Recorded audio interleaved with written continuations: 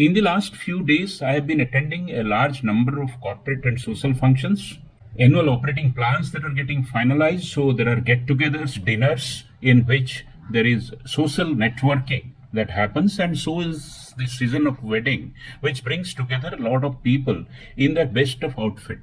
One thing that struck to me during this period is that large number of people, as they are getting into their social things, men and women, do take out their best outfits in order to be socially presentable. However, what also struck me most was that the lack of coordination, the lack of fitness in the body, and the lack of aesthetics. So, what are these rules of grooming which we need to keep in mind in order to be well presentable and being pleasing to the others? You may not think your dress to be as relevant, but in the leadership circle as well as in the social circle, there are many number of eyes than your own which are looking at you, so you should be careful. We focus on basic philosophical underpinnings of grooming. The first principle of good grooming is to avoid ostentations. That is, you should not be showing off. Your appearance should be understated, announcing itself to the people around you. Elegance should be the key, and without necessarily observing you, observers should be able to notice you. The second important thing about grooming part is the value of cleanliness. I find many of the persons in great outfit with hair not properly cleaned, cutting of the nails requiring attention, facial cleanliness, understated good shaving, mustache which has not been trimmed properly gives a very unfit and unhealthy look. Many people also think that the back of the neck, especially for men, do not require attention. That risk of impairing the finished output of yourself is to be managed by taking care of the smallest possible details. Third is that clothes. Clothes should be kept in spotless condition. Not very difficult to achieve, but many times coming out of the box.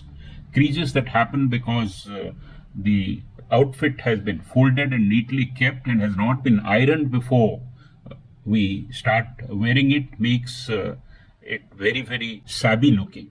Stains and other things not attended, again, a part of cleanliness is very, very important. You should have a reciprocity or coordination between your dress.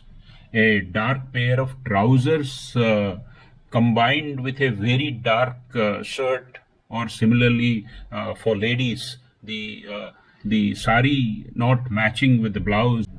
Clothes coordination apart, the shoe coordination, clean strap rather than dirty looking strap of your watch, glass which has been cleaned rather than looking spotty and looking hazy also make a neat and nice and tidy appearance. There are different body types. Fitness is very important, but at the same time, knowing the body type, where exactly, for example, somebody who is traditionally having a noticeable paunch, getting into a very tight outfit may look very shabby. So, which part is to be exposed, whether you should wear a half-sleeved shirt or a full-sleeved shirt is to be decided. Some dresses make you look tall, some dresses make you look short, so you should be careful in choosing. One more thing that I have noticed that people accumulate.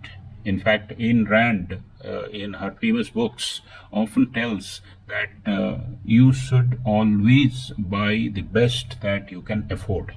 Even if they are small in number, price should not be confused with quality. Many times we think that if you buy the priciest, probably we'll get the best quality. How to inspect a garment before we purchase, and reading the fabric composition, whether it is right for the weather, whether you have previous experience with such kind of fabric.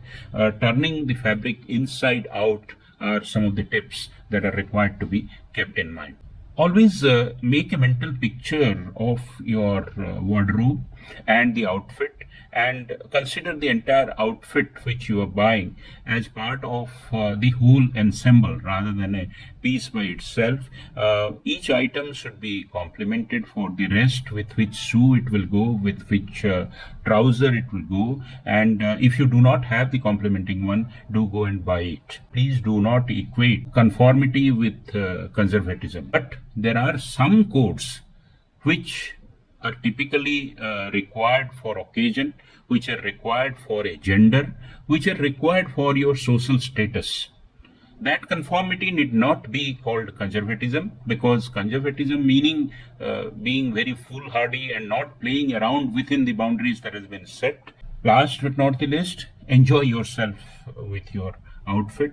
Choosing clothes and dressing is one of the most pleasurable exercise. Many of us, for example, I do not myself enjoy it fully, but I have probably learned the art of quickly deciding about my rules, and the dress should enhance your day. It should not feel like a drudgery to be in a particular dress, and your appearance must be one of the senses of your pride, so that you enjoy being in it. I hope these small tips, which are more philosophical rather than specific, will help you in getting better groomed and ready for the social occasions. Thank you very much.